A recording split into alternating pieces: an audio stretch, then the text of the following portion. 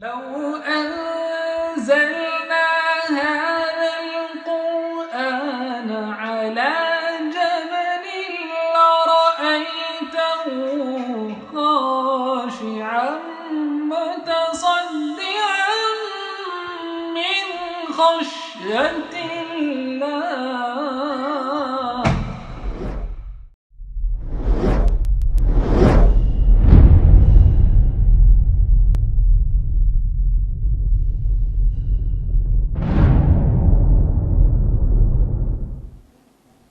الحمدللہ وکفا علی عبادہ الذین اصطفیٰ خصوصاً علی افضلہم وخاتم النبیین محمد الامین وعلی آلہ واصحابہ اجمعین اما بعد واعوذ باللہ من الشیطان الرجیم بسم اللہ الرحمن الرحیم رب اشرح لی صدری ویسر لی امری واحلل عقدۃ من لسانی یفقہوا قولی. عزیز سامعین، السلام علیکم ورحمۃ اللہ وبرکاتہ. خلاصہ قرآن مجید میں کل تک الحمدللہ 11 پارے مکمل ہو گئے تھے اور آج 12واں پارہ جانیں گے. 11ویں پارے کے آخر میں سورہ ہود ہے جس کی 5 آیات 11ویں پارے میں ہیں، اور کل بھی ہم نے بتایا تھا کہ سورہ ہود کی 5 آیات چھوڑتے ہوئے 12ویں پارے سے پوری ہی شروع کریں گے انشاءاللہ. تو آج 12ویں پارے میں سورہ ہود سٹارٹ ہو رہی ہے اور اس میں 10 رکوع اور 123 آیات ہیں. سورہ ہود مکی سورہ ہے اور اس کے مضمون پر غور کرنے سے ایسا محسوس ہوتا ہے کہ یہ بھی اسی دور میں نازل ہوئی ہوگی جس میں سورہ یونس نازل ہوئی، یعنی قیام مکہ کے آخری دور میں، لیکن تنبیہ کا انداز اس سے بہت زیادہ سخت ہے. حدیث میں آتا ہے کہ حضرت ابوبکر رضی اللہ عنہ نے نبی اکرم صلی اللہ علیہ وسلم سے عرض کیا، یا رسول اللہ، آپ پر بڑھاپے کے آثار نمایاں ہو رہے ہیں.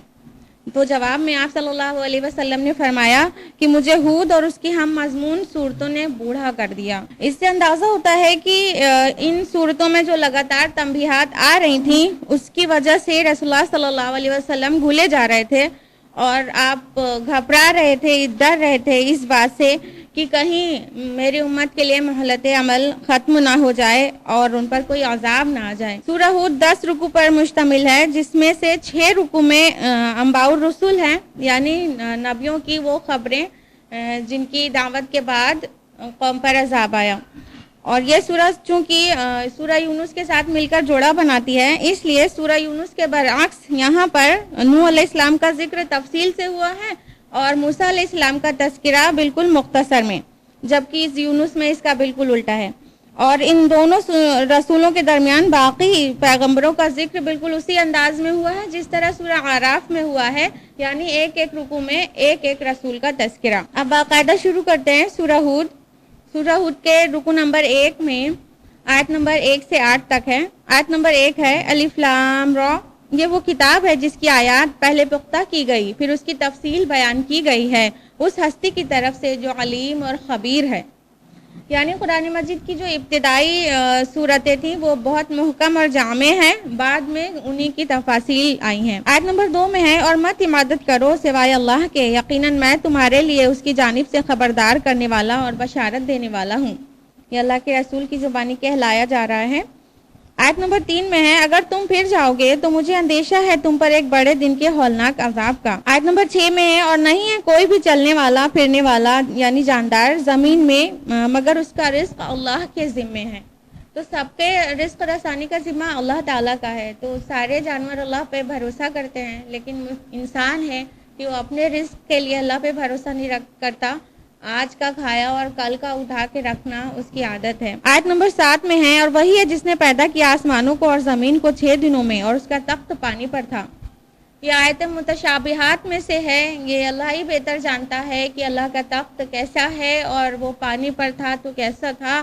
بہرحال یہ آیت متشابہات میں سے، بہت تفصیلات میں جانے کی کوئی خاص ضرورت ہی نہیں ہے. آگے اسی آیت میں فرمایا تاکہ تم کو آزمائے کہ تم میں سے کون نیک عمل کرتا ہے. یعنی متشابہ آیات کے بعد گویا یہ آزمائش کی طرح متشابہات ہیں. آیت نمبر 8 میں ہے کہ مشرکین عذاب کے لیے چیلنج کرتے تھے کہ وہ جو عذاب کی آپ ہم کو ڈرا رہے ہیں عذاب سے، وہ ہم پر کیوں نہیں آ رہا ہے. تو فرمایا کہ جب وہ آ جائے گا نا تو تم سب کو اپنے گھیرے میں لے لے گا. رکوع نمبر 2 جو کہ آیات 9 سے لے کے 24 تک پر ہے. آیت نمبر 9 ہے اور اگر ہم مزہ چکھاتے ہیں انسان کو اپنی طرف سے رحمت کا پھر ہم اسے چھین لیتے ہیں تو وہ ہو جاتا ہے بالکل مایوس نہایت ناشکرا. آیت نمبر 10 ہے اور اگر ہم مزہ چکھائیں اسے نعمتوں کا کسی تکلیف کے بعد جو اس کو پہنچی ہوئی تھی تو ضرور کہے گا کہ میری برائیاں مجھ سے دور ہو گئیں. بے شک وہ اترانے والا اور فخر جتانے والا ہے. انسان کی حقیقت ایسی ہی ہے کہ اگر اللہ تعالیٰ اپنی رحمت بھیجتا ہے نعمتیں دیتا ہے پھر اگر اس کو چھین لے تھوڑے عرصے کے لیے بھی تو انسان بالکل مایوس ہو جاتا ہے, ٹوٹ جاتا ہے, بکھر جاتا ہے. اور اگر اللہ تعالیٰ بہت ساری نعمتیں دے تکلیف پہنچنے کے بعد تو پھر اترا جاتا ہے. آیت نمبر 13 ہے کیا وہ کہتے ہیں کہ یہ قرآن اس نے خود گڑھ لیا ہے؟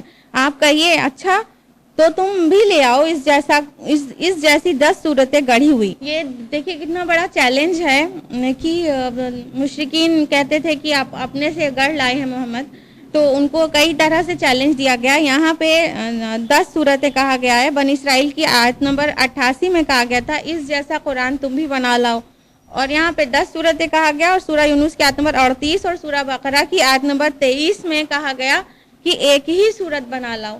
تو اتنا چیلنجنگ انداز ہے, قرآن حکیم معجزات کا معجزہ ہے. اللہ تعالیٰ نے اتنا بڑا چیلنج دے ڈالا ہے کہ اگر کسی کو شک ہے کہ یہ قرآن اللہ کی طرف سے ہے, اس میں شک ہے, تو وہ خود بنا کر دکھا دے. اور اس چیلنج کو آج تک کوئی بھی پورا نہیں کر سکا ہے. آیت نمبر 14 میں ہے پھر اگر وہ تمہاری اس دعا کو قبول نہ کریں تو جان لو کہ یہ اللہ ہی کے علم سے نازل ہوا ہے, اور یہ کہ کوئی معبود نہیں سوائے اس کے, تو کیا اب تم سر تسلیم خم کرتے ہو؟ یعنی اس چیلنج کو اگر قبول نہ کریں تو جان لیجئے کہ اللہ کے علم سے ہی یہ نازل ہوا ہے.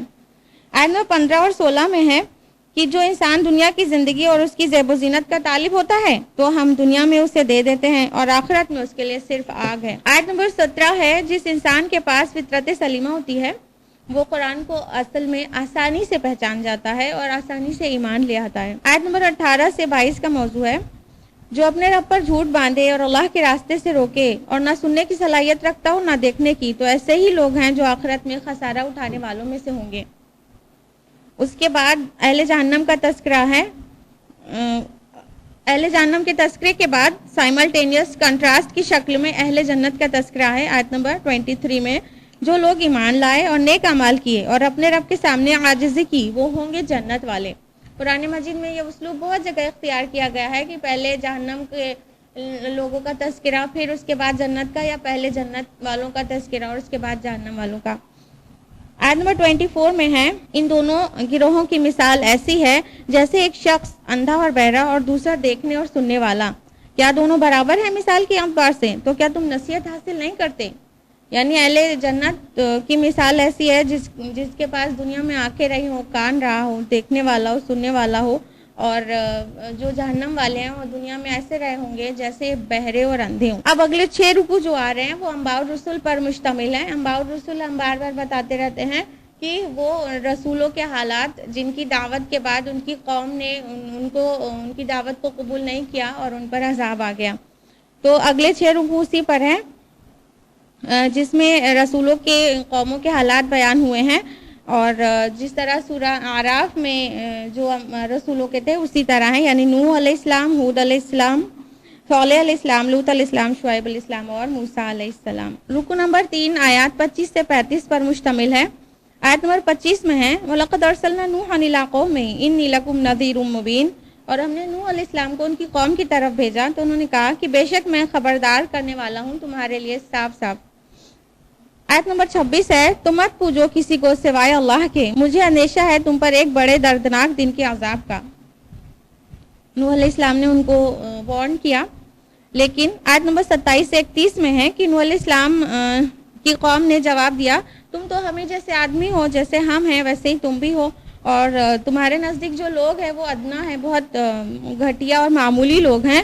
تو نوح علیہ السلام نے فرمایا کہ اے لوگو تمہارے بیچ میں پہلے سے ہی بینہ پر تھا, مطلب ان کا کردار, ان کا اخلاق اور ان کی رویہ سب ان کے اوپر نمایاں تھا, کچھ بھی چھپا ہوا نہیں تھا. تو میں تم سے کوئی بدلہ تو نہیں مانگتا ہوں, اور نہ ہی میں یہ کہتا ہوں کہ میرے پاس غیب کے خزانے ہیں, اور تمہاری آنکھیں جنہیں حقیر دیکھ رہی ہیں, یعنی وہ جو سب سے پہلے ایمان لائے, جن کو حقیر دیکھ رہی ہیں, کیا معلوم وہ اللہ کی نظر میں بہت بہتر ہوں. آیت نمبر 32 میں ہے انہوں نے کہا اے نوح تم نے ہم سے جھگڑا کیا اور خوب جھگڑا کیا، بس لے آؤ ہم پر عذاب جس کی تم ہمیں دھمکی دے رہے ہو اگر تم سچے ہو۔ تو آیت نمبر 33 اور 34 میں ہے کہ آپ نے فرمایا کہ عذاب تو اللہ ہی لائے گا، وہی تمہارا رب ہے اور اسی کی طرف تم لوٹائے جاؤ گے۔ اس کے بعد رکو نمبر 4 جو کہ آیات 36 سے 49 تک بیسڈ ہے، آیت نمبر 36 سے 41 میں ہے کہ اللہ تعالیٰ نے وحی کے ذریعے نوح علیہ السلام کو بتا دیا کہ اب آپ کی قوم میں کوئی بھی ایمان نہیں لائے گا، اس لیے اب آپ ایک کشتی بنائیے اور ظالم غرق کر دیے جائیں گے۔ نوح علیہ السلام نے کشتی بنانا شروع کر دیا، اور جب کشتی بنا رہے تھے تو آپ کی قوم کے سردار آپ کے نزدیک سے گزرتے تھے تو بہت مذاق اڑاتے تھے نوح علیہ السلام کا، یہاں تک کہ اللہ تعالیٰ کا حکم آ گیا، یعنی عذاب کا دن آ گیا اور آسمان سے پانی برسنے لگا اور زمین سے پانی ابلنے لگا، اور مشرق وسطیٰ کے پورے علاقے میں ایک بہت بڑے فلڈ کی وضاحت ملتی ہے، اور جیولوجی بھی اسے فارورڈ کرتی ہے، جیولوجی سے تسلیم کرتی ہے کہ ایسا کوئی بہت بڑی سی باڑھ آئی تھی۔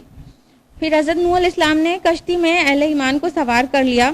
اس کے بعد آیت نمبر 42 میں ہے کہ اور نوح علیہ السلام نے پکارا اپنے بیٹے کو، وہ ایک کنارے کی طرف تھا، کہا اے بیٹے آ جاؤ ہمارے ساتھ سوار ہو جاؤ اور کافروں کے ساتھ مت رہو۔ آیت نمبر 43 میں ہے تو اس نے کہا میں ابھی کسی پہاڑ پر چڑھ جاؤں گا جو مجھے پانی سے بچا لے گا۔ نوح علیہ السلام نے فرمایا کہ آج کوئی بچانے والا نہیں ہے، اور حائل ہو گئی ان دونوں کے درمیان ایک موج اور ہو گیا وہ غرق ہونے والوں میں، تو نوح علیہ السلام کا بیٹا ڈوبنے لگا۔ آیت نمبر 45 میں ہے اور پکارا نوح علیہ السلام نے اپنے رب کو اور کہا اے میرے پروردگار میرا بیٹا میرے اہل میں سے تھا۔ آیت نمبر 46 میں اللہ تعالیٰ نے فرمایا اے نوح وہ تمہارے اہل میں سے نہیں ہے، اس کے اعمال غیر صالح ہیں، کیونکہ نبی کا جو گھرانہ ہوتا ہے وہ نسب سے نہیں بلکہ ایمان اور عمل سے چلتا ہے، تو اس لیے اللہ تعالیٰ نے کہا وہ تمہارے اہل میں سے تمہارے گھر والوں میں سے وہ نہیں ہے۔ اللہ تعالیٰ نے آگے فرمایا تو آپ ان سے اس چیز کے بارے میں سوال نہ کریں جس کے بارے میں آپ کو علم نہیں ہے۔ فوراً نوح علیہ السلام نے رجوع کیا۔ آیت نمبر 47 میں ہے نوح علیہ السلام نے عرض کیا ہے میرے پروردگار میں تیری پناہ طلب کرتا ہوں کہ تجھ سے ایسی بات کا سوال کروں جس کا مجھ کو علم نہیں، اور اگر تو نے مجھے معاف نہ کیا اور مجھ پر رحم نہ کیا تو میں خسارہ اٹھانے والوں میں ہو جاؤں گا۔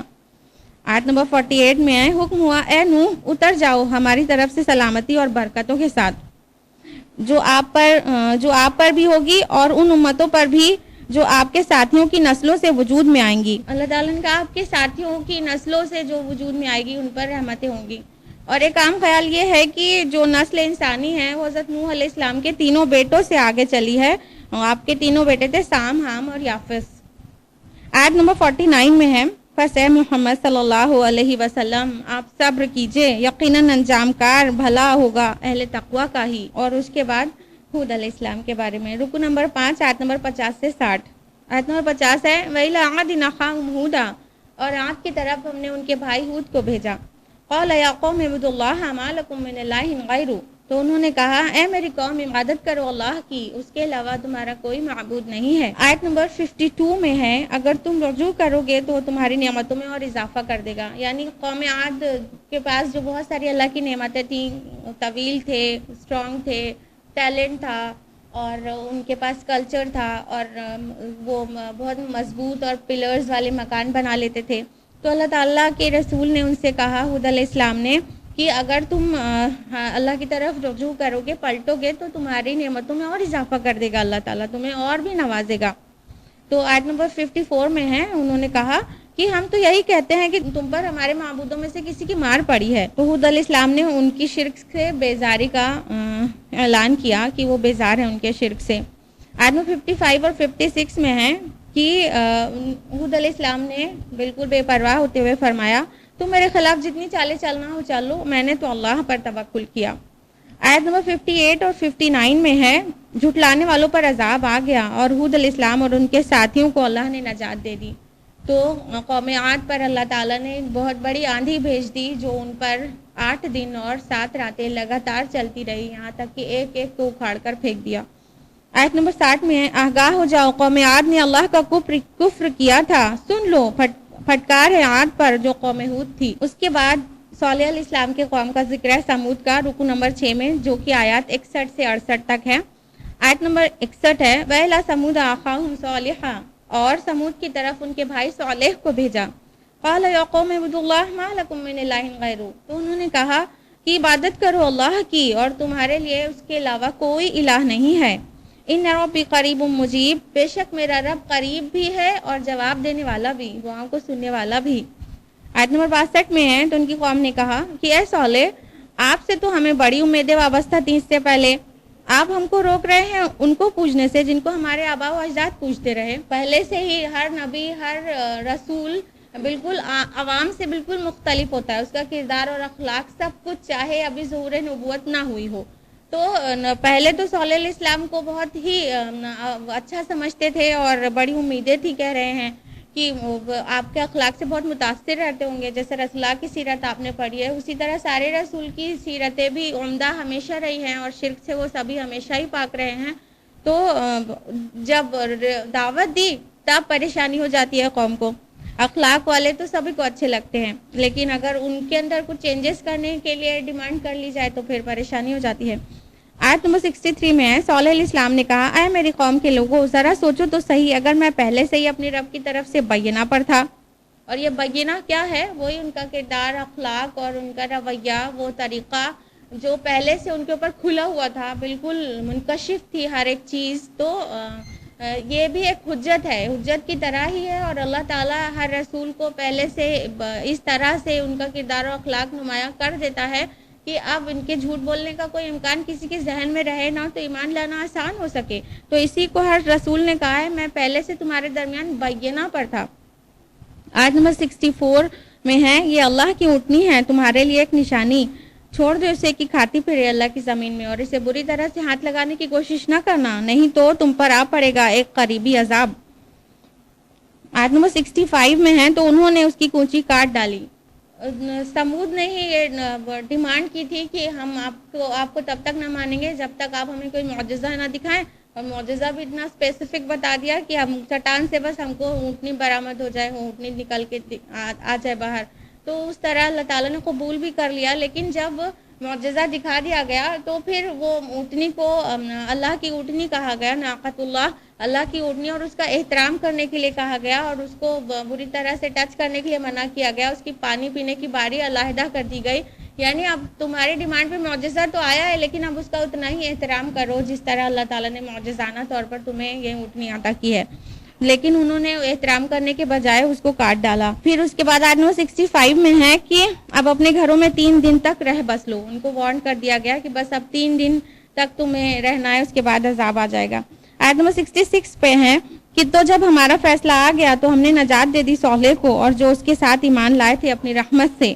آیت نمبر 67 اور 68 میں ہے، اور ان ظالموں کو چنگھاڑ نے آ پکڑا جو اپنے گھروں میں اوندھے پڑے رہ گئے، گویا کبھی بسے ہی نہ تھے۔ تو سمود پر جو عذاب آیا وہ ایک بہت زیادہ زوردار آواز تھی، صیحہ، وہ چنگھاڑ، بہت تیز آواز، جس سے وہ سب کے سب بجھ گئے وہیں کے وہیں۔ رکو نمبر 7 جو کہ آیات 69 سے 83 پر بیس، ان آیات میں ابراہیم علیہ السلام کا ذکر آ رہا ہے، مگر انبیاء و رسول کے طور پر نہیں بلکہ قصص النبیین کے طور پر۔ پہلے 3 رسولوں کا ذکر ہے، یعنی نوح علیہ السلام، ہود علیہ السلام اور صالح علیہ السلام۔ اس کے بعد اب ابراہیم علیہ السلام کا دور کے اعتبار سے ذکر ہے، لیکن اس کے بعد انبیاء و رسول کے سلسلہ کنٹینیو ہوگا، 3 رسولوں کا نام اس کے بعد آئے گا، اور یہ تینوں بعد کے حضرت ابراہیم علیہ السلام کی نسل سے ہی ہیں، اور یہ 3 جو بتایا جا چکا یہ تینوں حضرت ابراہیم علیہ السلام سے پہلے کے دور کے ہیں۔ تو آیت نمبر 69 سے 70 میں ہے کہ ابراہیم علیہ السلام کے پاس فرشتے آئے اور سلام کرنے کے بعد بیٹھے۔ ابراہیم علیہ السلام نے ان کو پہچانا نہیں تھا کہ فرشتے ہیں، وہ انسانی شکل میں آئے تھے۔ فوراً ابراہیم علیہ السلام اٹھے اور ایک بچڑا ذبح کیا اور گوشت اس کا بھون کر ان کی مہمان نوازی کے لیے پیش کر دیا۔ جب دیکھا کہ وہ لوگ کھا ہی نہیں رہے، کوئی کا ہاتھ ہی نہیں بڑھ رہا ہے کھانے پہ، تو دل میں تھوڑا سا ڈرے۔ اصل میں اس زمانے میں ایسا ہوتا تھا کہ جو انسان کسی سے دشمنی کی غرض سے کہیں جاتا تھا تو اس کے گھر کچھ کھاتا پیتا نہ تھا۔ ایک تصور ابھی تک بھی تھا نا کہ نمک کھایا ہے، تو اس طرح تھا، تو کچھ کھاتے، دشمنی کرنا ہے تو نہیں کھاتے تھے۔ تو ابراہیم علیہ السلام ممکن ہے اس وجہ سے دل میں خوف کھایا ہو کہ ان کا کیا ارادہ ہے، یا پھر انہوں نے فرشتوں کو پہچان لیا ہو اور پھر عذاب کے ڈر سے ہی خوف کھایا ہو کہ کوئی عذاب کی خبر لے کر آئے ہیں فرشتے۔ فرشتوں نے کہا ڈریے نہیں، ہم بھیجے گئے ہیں قوم لوط کی طرف، یعنی عذاب کی غرض سے قوم لوط کی طرف۔ آیت نمبر 71-72 میں ہے کہ آپ کی بیوی سارہ جو پاس ہی میں کھڑی تھی، پردے کی آڑ میں کہیں کھڑی رہی ہوں گی، ان کو فرشتوں نے بشارت سنائی اسحاق علیہ السلام کی اور اس کے بعد پوتے یعقوب علیہ السلام کی. تو وہ حیران ہو کر کہنے لگی کیا میں اب بچہ جنوں گی؟ میں اب بوڑھی ہو گئی ہوں اور میرے شوہر بھی بوڑھے ہیں. تو فرشتوں نے کہا کہ کیا آپ تعجب کرتی ہیں اللہ کے فیصلے پر؟ اصل میں حضرت سارہ ابراہیم علیہ السلام کی پہلی بیوی تھی اور ہاجرہ دوسری بیوی تھی، لیکن ہاجرہ کے ہاں اسماعیل علیہ السلام کی ولادت ہو چکی تھی اور حضرت سارہ کے ہاں ابھی تک کوئی بھی بچہ پیدا نہیں ہوا تھا. حضرت ہاجرہ تو مصر کے بادشاہ کے ذریعے پیش کی گئی تھی حضرت ابراہیم علیہ السلام کو، حالانکہ وہ مصر کے شاہی خاندان سے تعلق رکھتی تھیں، اور سارہ جو تھی وہ پہلی بیوی تھی اور ان کے ہاں اولاد ابھی تک نہیں ہوئی تھی. یعنی پہلے اسماعیل علیہ السلام حضرت ہاجرہ کے ہاں پیدا ہو چکے تھے اور اسحاق علیہ السلام اس کے بعد میں حضرت سارہ کے ہاں پیدا ہوئے. آیت نمبر 73 ہے رحمت اللہ وبرکاتہ علیکم اہل البیت، اللہ کی رحمتیں اور برکتیں ہوں تم پر اے نبی کے گھر والوں. یہاں پر جو لفظ اہل البیت آیا ہے اہل بیت، تو وہ اس کا مفہوم یہاں پر خصوصاً واضح طور سے حضرت سارہ کے لیے ہے، کیونکہ حضرت سارہ ہی وہاں پر موجود تھیں اور نبی کے اہل بیت کہا جا رہا ہے، تو اس سے مراد نبی کی بیوی ہی ہیں. تو رسول اللہ صلی اللہ علیہ وسلم کے اہل بیت بھی آپ کی بیویاں اس میں شامل رہتی ہیں. مطلب بہت سارے ڈسپیوٹ ہے نا اس بارے میں، تو نبی صلی اللہ علیہ وسلم کی ازواج مطہرات اہل بیت میں یقیناً شامل ہیں. اس کی حجت یہ آیت ہے. آیت نمبر 74 میں ہے آپ نے جھگڑا شروع کر دیا قوم لوط کے بارے میں، کیونکہ آیت نمبر 75 میں ہے ابراہیم علیہ السلام بڑے بردبار، نرم دل اور اللہ کی جناب بے رجوع کرنے والے تھے. جب انہیں پتہ چلا کہ قوم لوط کی طرف عذاب آنے والا ہے تو انہوں نے آرگیومنٹ شروع کر دیا ابراہیم علیہ السلام نے. اور یہ قرآن میں تو ڈیٹیلز نہیں ہے لیکن تورات میں آتا ہے کہ انہوں نے کہا کیا 50 آدمی بھی نہیں ہیں جو ایمان لائے ہوں؟ فرشتوں نے کہا نہیں. کیا 20 آدمی بھی نہیں ہیں جو ایمان لے آئے ہوں؟ فرشتوں نے کہا نہیں. کیا 10 آدمی بھی نہیں ہیں؟ مطلب وہ چاہ رہے تھے کہ عذاب نہ آئے قوم پر لوط علیہ السلام کی، اور اس کی وجہ یہاں پہ صاف صاف بیان کی گئی کہ وہ نہایت نرم دل تھے. آیت نمبر 76 سے 78 تک میں ہے کہ اور جب فرشتے عذاب کی خبر لے کر لوط علیہ السلام کے گھر پہنچے تو خوبصورت لڑکوں کی شکل میں گئے تھے تاکہ اس قوم کے لیے ایک آخری آزمائش پوری ہو جائے حجت کے طور پر. تو لوط علیہ السلام نے اپنے مہمانوں کو دیکھا اور اتنے خوبصورت مہمان خوبصورت لڑکوں کی جوان لڑکوں کی شکل میں گئے تھے فرشتے. تو لوط علیہ السلام دیکھ کر ڈرے کہ اب ہم ان کی حفاظت کیسے کریں گے، اور انہوں نے فرمایا آج تو بہت سخت دن ہے. اس کے بعد لوط علیہ السلام کی قوم کے لوگ ان پر دوڑنا چاہ رہے تھے، بس لپک رہے تھے، اور آپ کو پتہ ہے وہ ہوموسیکشوالٹی میں ملوث تھے لوط علیہ السلام کی قوم. تو لوط علیہ السلام نے ان کو بہت سمجھایا کہ قوم یہ حاضر ہے میری بیٹیوں سے نکاح کرو اور مجھے مہمانوں کے سامنے رسوا نہ کرو. تو ان لوگوں نے جواب دیا. آیت نمبر 79 میں ہے قوم کے لوگوں نے کہا تمہیں معلوم ہے تمہاری بیٹیوں پر ہمارا کوئی حق نہیں. آیت نمبر 80 میں ہے لوط علیہ السلام نے فرمایا کاش میرے پاس تمہارے مقابلے میں کوئی طاقت ہوتی یا کوئی مضبوط سہارا ہوتا جس کی میں پناہ پکڑتا. آیت نمبر 81 میں ہے فرشتوں نے کہا اے لوط ہم آپ کے رب کے بھیجے ہوئے ہیں، یعنی فرشتے ہیں، یہ لوگ آپ تک نہیں پہنچ پائیں گے.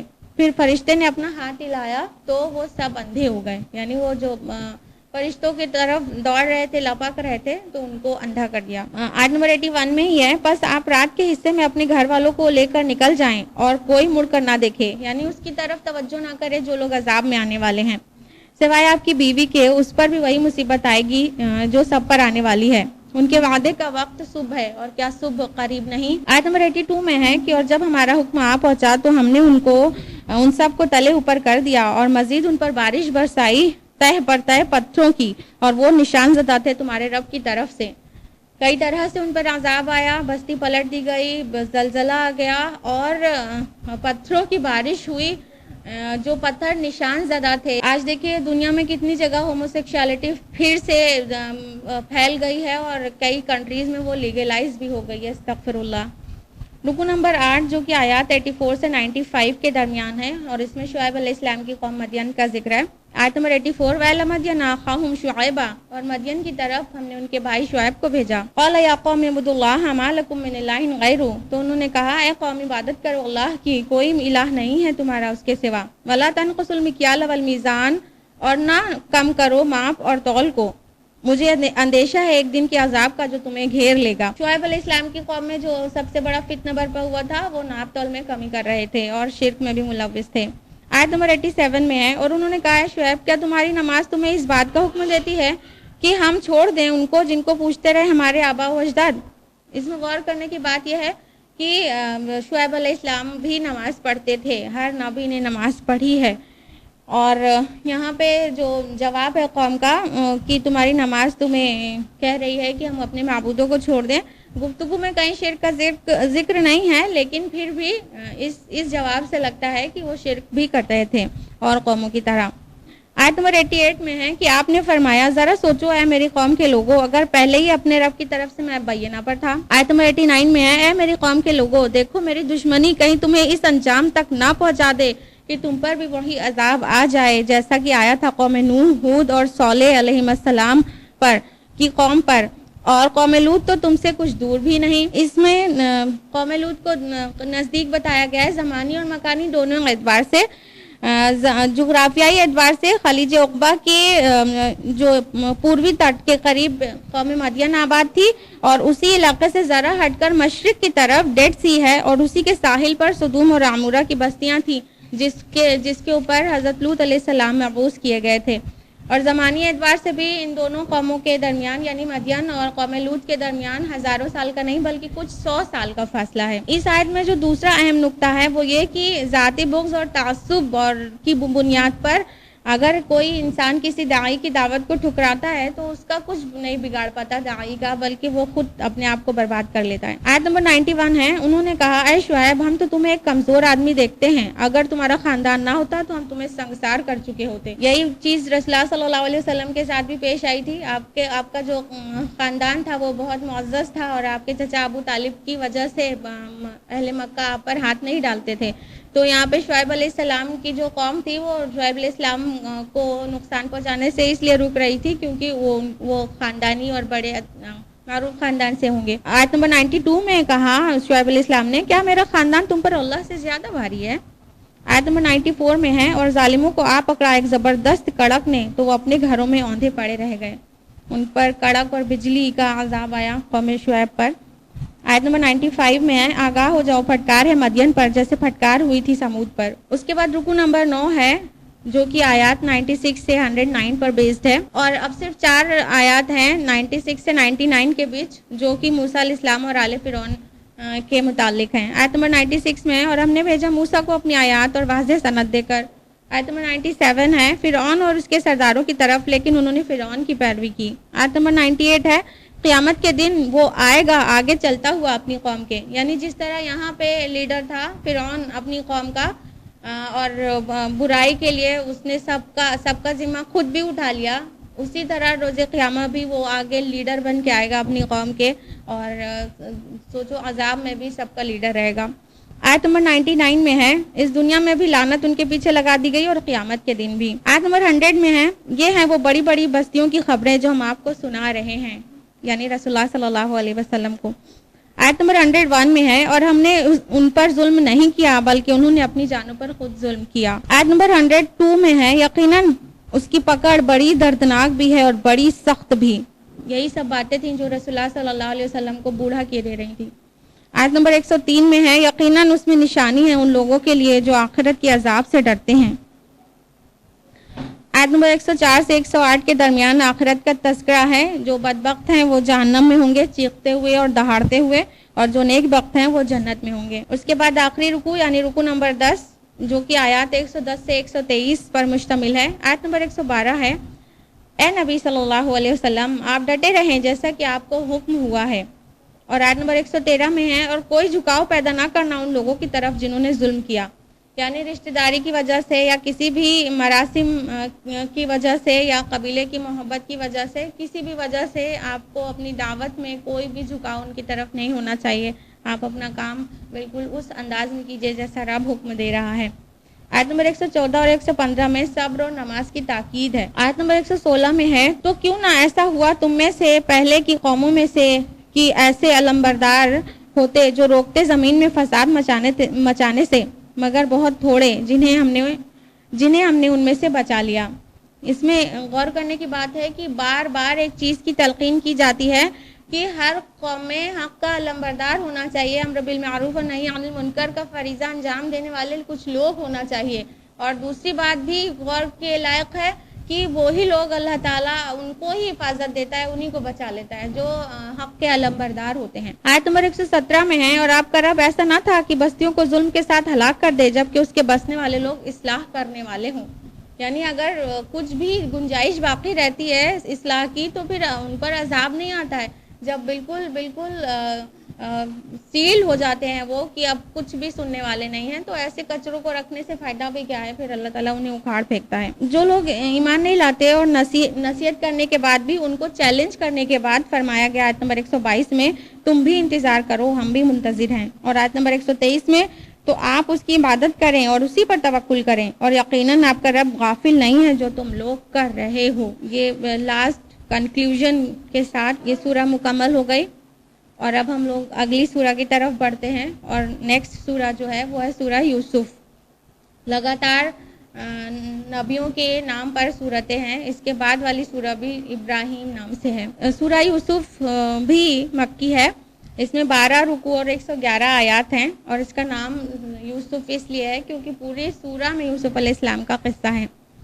اور زمانہ نزول کے اعتبار سے یہ بھی قیام مکہ کے آخری دور میں نازل ہوئی ہوگی، کیونکہ جب قریش اس مسئلے پر غور کر رہے تھے کہ نبی صلی اللہ علیہ وسلم کو یا تو قتل کر دیں یا جلا وطن کر دیں یا قید کر لیں۔ اس زمانے میں بعض کفار نے اور غالباً یہود کے کہنے پر، ان کے اشارے پر رسول اللہ صلی اللہ علیہ وسلم کا امتحان لینے کے لیے یہ سوال کیا تھا کہ بنی اسرائیل کا مصر جانے کا کیا سبب ہوا، اور انہیں یہ توقع تھی کہ رسول اللہ صلی اللہ علیہ وسلم ان کا جواب یا تو نہیں دے پائیں گے یا تو کسی یہودی سے پوچھنے کی کوشش کریں گے، لیکن اللہ تعالیٰ نے کیا کیا، فوراً یوسف علیہ السلام کا پورا قصہ وحی کے ذریعے آپ کی زبان پر بالکل جاری کر دیا اور ان کو منہ کی کھانی پڑی۔ ساتھ ہی اس قصے کو قریش کے لیے اس معاملے پر چسپاں کر دیا جو وہ یوسف علیہ السلام کے بھائیوں کی طرح آپ صلی اللہ علیہ وسلم کے ساتھ کر رہے تھے۔ سورہ یوسف پورے قرآن میں اپنے انداز کی ایک بالکل منفرد، بالکل یونیک سورہ ہے، کیونکہ پوری سورہ میں صرف ایک رسول کے قصے کو پورے وقت بیان کیا گیا ہے۔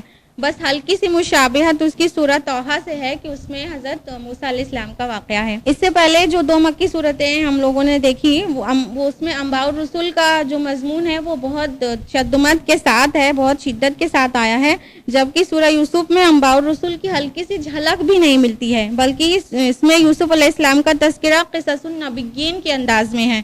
اور اگر ابھی ہم نے آپ کو انباء الرسل کی تفصیل بتائی تھی، اور قصص النبیین کی تفصیل یہ ہے کہ رسولوں کا ذکر تو آئے لیکن بالکل قصے کے طور پر، اور اس انداز میں نہیں کہ ان کی قوم پر کوئی عذاب آ گیا تھا ان کی بات نہیں ماننے کی وجہ سے۔ سورہ یوسف کا رکوع نمبر 1 جو ہے وہ آیات 1 سے 6 پر مشتمل ہے۔ آیت نمبر 1 اور 2 میں ہے الف لام را تلک آیات الکتاب المبین۔ الف لام را یہ آیات ہیں کھلی ہوئی کتاب کی، بالکل واضح کتاب کی۔ اِنَّا أَنزَلْنَاهُ قُرْآنًا عَرَبِيًّا لَعَلَّكُمْ تَعْقِلُونَ، یقیناً ہم نے قرآن کو نازل کیا ہے عربی زبان کا بنا کر تاکہ تم سمجھ سکو۔ دیکھیے یہاں پہ قرآن کو عربی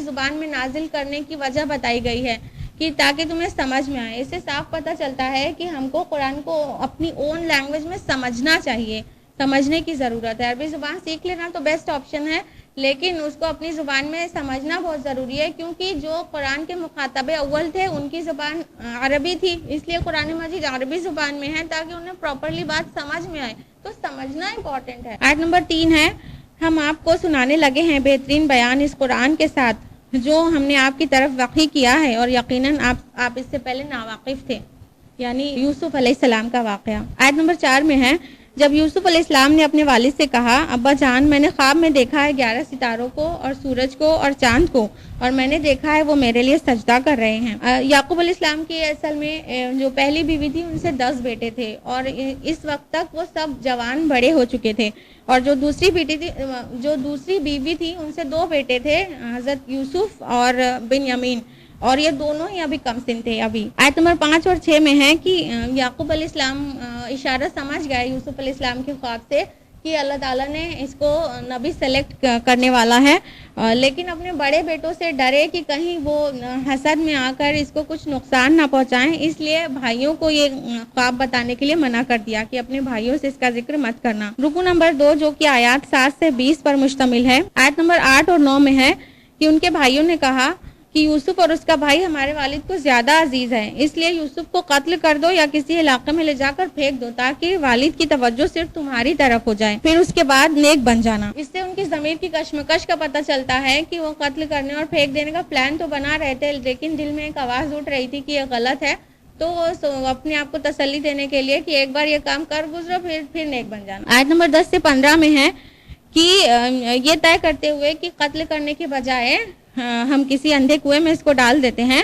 اپنے والد سے یعنی یعقوب علیہ السلام سے منتیں کرنے لگے کہ یوسف کو ہمارے ساتھ بھیج دیجئے، تھوڑا گھوم پھر لے گا، چر چگ لے گا، تو ہم اس کے محافظ ہیں۔ بہت سارے وعدے کر کے وہ یوسف علیہ السلام کو لے کر چلیں، اور پھر انہوں نے جا کر ایک اندھے کنویں میں پھینک دیا۔ اصل میں پرانے زمانے میں ایک خاص قسم کے کنویں ہوتے تھے جن کو باولی کہا جاتا تھا، جس کے اندر طاقچے بنے ہوتے تھے، تو انہوں نے اس انداز سے ان کو یوسف علیہ السلام کو پھینکا تھا کہ یہ جو ہے باولی میں پڑا رہے گا اس کے طاقچے پہ، اور کوئی قوم آئے گی اپنا ڈول ڈالے گی تو یہ باہر نکل آئے گا، تو انہیں قتل کرنے سے تھوڑا سا خوف آ رہا ہوگا، تو اس سے کم درجے کا گناہ کرنے کے لیے سوچا انہوں نے کہ کوئی قوم آئے گی اور اسے لے جائے گی، ہم سے دور بھی ہو جائے گا، ہمارا کام ہو جائے گا اور قتل بھی نہیں کرنا پڑے گا۔ آیت نمبر 15 میں ہے، اور ہم نے وحی کی یوسف کو کہ تم ایک دن ان کی اس حرکت کو ضرور جتلاؤ گے اور انہیں اس کا اندازہ بھی نہیں ہوگا۔ یہاں پر جو وحی لفظ آیا ہے وہ ظاہر الہام کے لیے آیا ہے، کیونکہ ابھی بہت کم سن سے بالکل ینگ سے تھے، ظاہر نبوت تو نہیں ملی ہوگی اس وقت، تو ان کی طرف اللہ تعالیٰ نے الہام کیا کہ ایک دن ایسا آئے گا کہ تم ان کو بتا دو گے کہ تم ان کے بھائی ہو اور انہوں نے جو کچھ کیا ہے وہ کیا کیا تھا، اور تمہیں پہچانیں گے بھی نہیں، آگے یہ بات واضح ہو جائے گی۔ آیت نمبر 16 اور 17 میں ہے کہ اس کے بعد ان کے بھائی قمیص میں خون جھوٹ موٹ لگا کر لے آئے اور والد سے کہنے لگے کہ ہم نے یوسف کو اپنے سامان کے ساتھ بیٹھا دیا تھا اور ہم دوڑنے لگے، لیکن بھیڑیا آیا اور یوسف کو کھا گیا، اور ہم سچ کہتے ہیں اور یہ قمیص میں خون لگا، یہ دیکھ لیجئے۔ آیت نمبر 18 میں ہے، یعقوب علیہ السلام سمجھ گئے تھے کہ حقیقت ایکچولی یہ نہیں ہے، بلکہ ان لوگوں نے کوئی بہت بڑا قدم اٹھایا ہے۔ اس خواب کی وجہ سے ان کو تو پورا اندازہ تھا کہ یہ رسول بننے والا ہے اللہ کا، تو لیکن اب کچھ کر نہیں سکتے تھے کیونکہ وہ بوڑھے ہو چکے تھے اور ان کے 10 جوان بیٹے تھے، تو انہوں نے فرمایا فصبر جمیل، اب صبر کرنا ہی بہتر ہے، واللہ المستعان علی ما تصفون، اور اللہ ہی سے مدد طلب کی جا سکتی ہے اس پر جو تم بیان کر رہے ہو۔ آیت نمبر 19 اور 20 میں ہے کہ کچھ عرصے کے بعد ایک قافلہ آیا اور باولی میں ان کے ایک انسان نے اپنا ڈول ڈالا اور یوسف علیہ السلام ڈول پکڑ کر باہر آ گئے، تو اسے یوسف علیہ السلام کو اپنی پونجی سمجھ کر چھپا لیا اور مصر میں جا کر معمولی سی قیمت میں یوسف علیہ السلام کو فروخت کر دیا۔ اس طرح سے یوسف علیہ السلام مصر میں پہنچ گئے۔ رکو نمبر 3 جو کہ آیات 21 سے 29 پر مشتمل ہے، آیت نمبر 21 ہے، اور مصر کے جس شخص نے اسے خریدا اس نے اپنی بیوی سے کہا اس کو اچھے طریقے سے رکھنا، ہو سکتا ہے ہمارے لیے نفع بخش ہو یا ہم اسے بیٹا بنا لیں۔ اس انداز سے لگتا ہے کہ ان کے ہاں اولاد نہیں تھی، اور یہ جو عزیز مصر تھا یہ بہت بڑے عہدے پر فائز تھا مصر میں، تو اس طرح سے ایک بہت اچھی پوزیشن میں اللہ تعالیٰ نے یوسف علیہ السلام کو پہنچا دیا۔ اس طرح ہم نے یوسف کو اس ملک میں بسایا، تو اس طرح سمجھ لیجیے بسا دیا۔ آیت نمبر 22 میں ہے کہ اور جب وہ اپنی جوانی کو پہنچ گئے تو ہم نے ان کو حکم اور علم عطا کیا، یعنی نبوت عطا کیا۔ آیت نمبر 23 اور 24 میں ہے، عزیز مصر کی بیوی یوسف علیہ السلام پر فریفتہ ہو گئی اور آپ کو پھسلانے کی کوشش کرنے لگی، تو اللہ تعالیٰ نے فرمایا کہ آپ بھی ارادہ کر لیتے اگر نہ دیکھ لیتے آپ اپنے رب کی ایک دلیل۔ یوسف علیہ السلام سے کہا جا رہا ہے، اور یہ دلیل کے بارے میں عزیز مصر کی بیوی اور گناہ کرنے کے لیے کہہ رہی تھی، تو اللہ تعالیٰ نے فرمایا کہ آپ بھی مائل ہو جاتے، آپ بھی ارادہ کر لیتے اگر ایک دلیل نہ دیکھ لیتے۔ اور یہ دلیل قرآن میں تفصیل سے تو آئی نہیں ہے کہ کیا چیز دیکھی تھی، لیکن تورات میں آتا ہے کہ یوسف علیہ السلام نے دیوار پر دیکھا کہ ان کے والد یعقوب علیہ السلام کی تصویر ابھری اور انہوں نے انگلی کے اشارے سے ان کو منع کیا ایسا کرنے سے، تو یوسف علیہ السلام بالکل رک گئے۔ آیت نمبر 25 سے 29 کا مضمون ہے کہ دونوں دروازے کی طرف دوڑے، یعنی یوسف علیہ السلام اپنے کو بچانا چاہ رہے تھے اور وہ اس کے پیچھے دوڑی۔ نام قرآن میں نہیں عزیز مصر کی بیوی کا، تورات میں نام زلیخا آتا ہے، تو عزیز مصر کی بیوی بھی اس کے پیچھے دوڑی، یہاں تک کہ دروازے پر اپنے خاوند کو، اپنے شوہر کو پا لیا، تو اب کچھ بھی نہیں کر سکتی تھی، تو یوسف علیہ السلام پر الزام لگا دیا اور کہا کہ یہ اس کی خطا ہے۔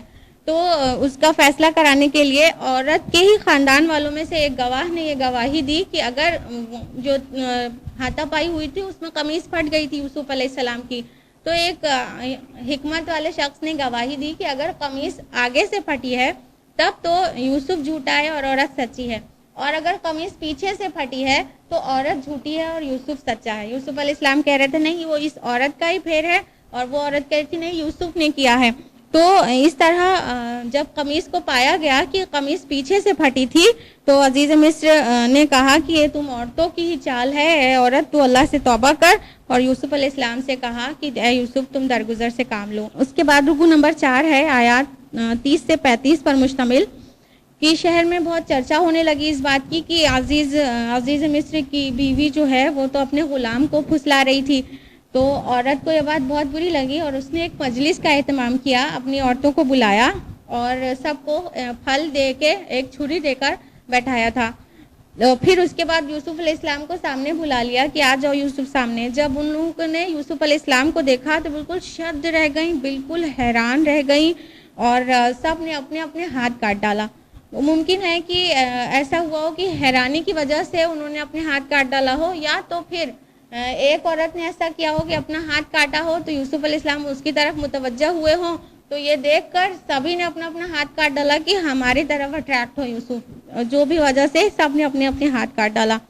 پھر عورت کو موقع ملا کہنے کا کہ دیکھا تم اسی کے لیے مجھے ملامت کر رہی تھی، یہی ہے وہ، یعنی یوسف علیہ السلام اتنے زیادہ خوبصورت تھے، وہ دکھانا چاہ رہی تھی کہ اتنی آسانی سے جو مجھے برا کہا جا رہا ہے پہلے تم لوگ بھی دیکھ لو۔ پھر اس کے بعد عورت نے کہا کہ اگر ابھی بھی یہ میرا حکم نہ مانے گا تو قید میں پڑا رہے گا۔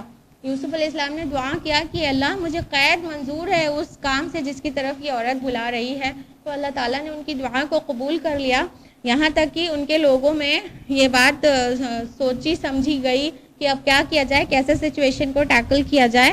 تو ساری نشانیوں کو دیکھتے ہوئے ان لوگوں نے فیصلہ کیا کہ ابھی ڈسپیوٹ کو ہٹانے کے لیے یوسف کو سامنے سے ہٹا ہی دیتے ہیں، ایسا کرتے ہیں ان کو جیل میں ہی ڈال دیتے ہیں، کچھ عرصے نہ سامنے رہے گا اور نہ کوئی پرابلم کھڑی ہوگی۔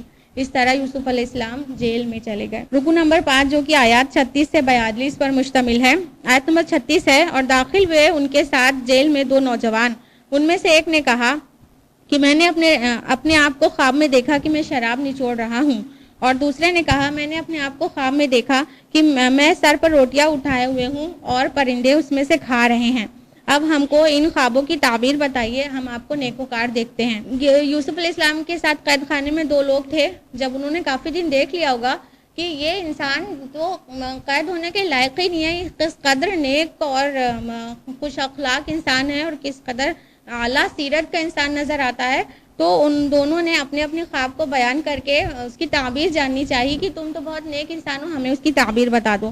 اب یہاں پہ یوسف علیہ السلام کو موقع ملا دعوت کرنے کا۔ آیت نمبر 37 سے 39 کے درمیان ہے کہ موقع پاتے ہی یوسف علیہ السلام نے ان کو اللہ کی توحید کی دعوت دی اور شرک کی مذمت کی، ان کو اللہ کی طرف بلایا۔ اب دیکھیں یہاں پر دعوت کی حکمت تھوڑا سمجھتے چلیے گا کہ جب داخل ہوئے تھے قید خانے میں تبھی دعوت کا کام نہیں کیا، جبکہ نبی تو تب بھی تھے نا، لیکن ابھی ایک انسان قید خانے میں داخل ہو رہا ہے اور وہ کہے کہ اللہ ایک ہے اور میری یہ بات مانو اور آخرت ہے اور تم ایسا کام کرو گے تو پکڑے جاؤ گے۔